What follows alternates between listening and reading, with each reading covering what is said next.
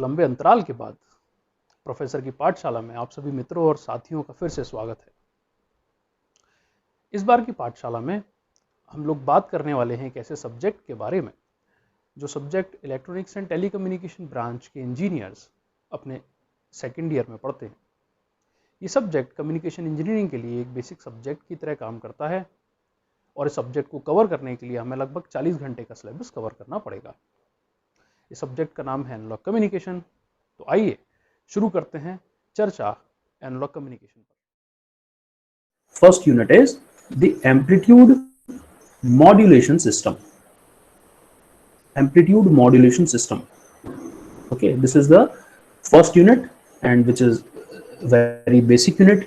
अंदर हम मॉड्यूलेशन के बारे में बात करते हैं। मॉड्यूलेशन क्या होता है, मॉड्यूलेशन किस तरीके का होता है, और सिर्फ एम्पलीट्यूड मॉड्यूलेशन की बात की जाएगी। मॉड्यूलेशन बेसिकली दो ब्रांच में डिवाइड किया जाता है, एक होता है एम्पलीट्यूड मॉड्यूलेशन और दूसरा होता है angle modulation.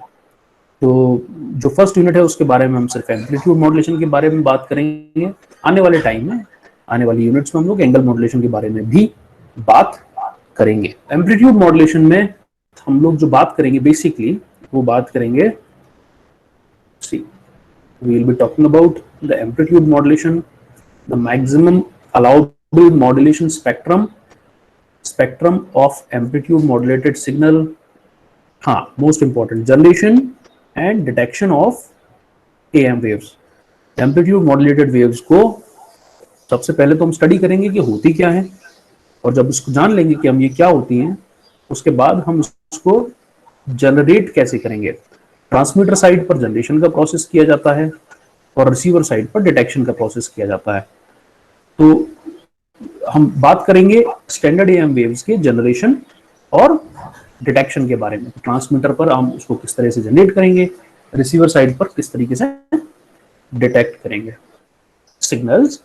Then we will be studying the DSBSC signal. DSBSC का फुल फॉर्म होता है double side band suppressed career.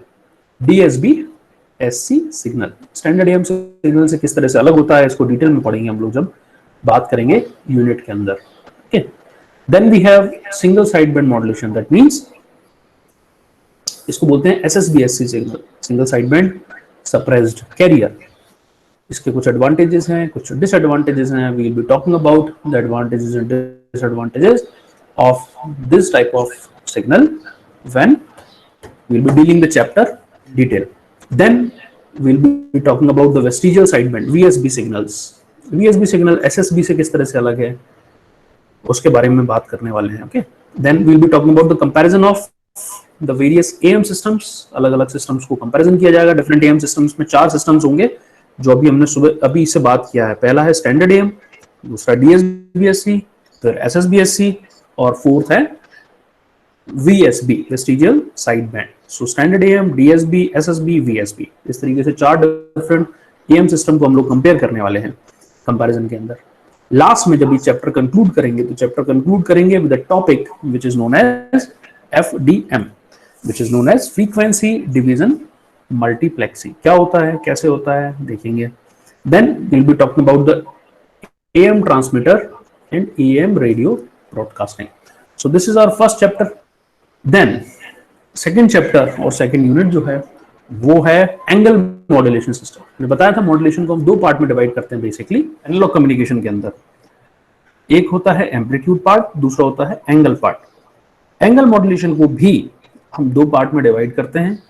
एक होता है फेज मॉड्यूलेशन और दूसरा होता है frequency modulation. So first is the phase modulation and second is the frequency modulation.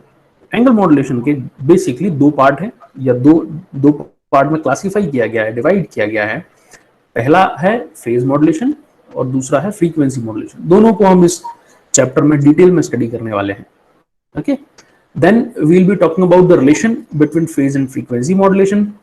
Then we will be talking about the phase and frequency deviation, the spectrum of the FM signal, and then we'll be talking about the narrow band and wide band FM frequency modulation को 2 part में divide करते हैं। Again narrow band frequency modulation and wide band frequency modulation, दोनों के जो mathematical expressions हैं वो different हैं, अलग हैं। क्या है देखेंगे।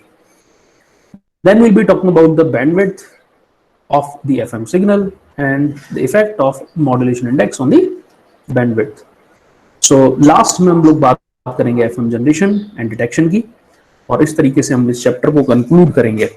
इस चैप्टर में हम लोग एम्पलीट्यूड मॉड्यूलेशन के बारे में बात नहीं करेंगे, बात की जाएगी सिर्फ और सिर्फ एंगल मॉड्यूलेशन के बारे में।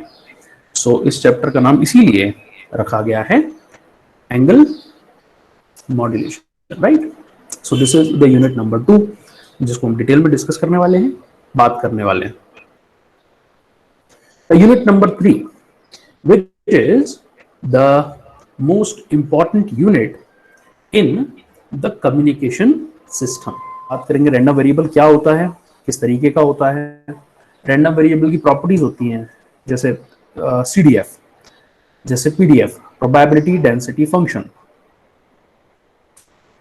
Relation between the CDF and PDF, दोनों के बीच में क्या रिलेशन होता है। Probability density function and cumulative distribution function के बीच में क्या रिलेशन होता है।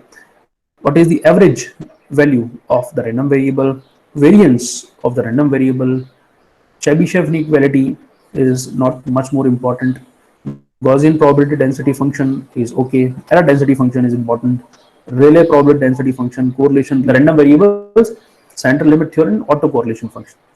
Next topic, module number 4, which is the random process. Process is basically a collection of random variables.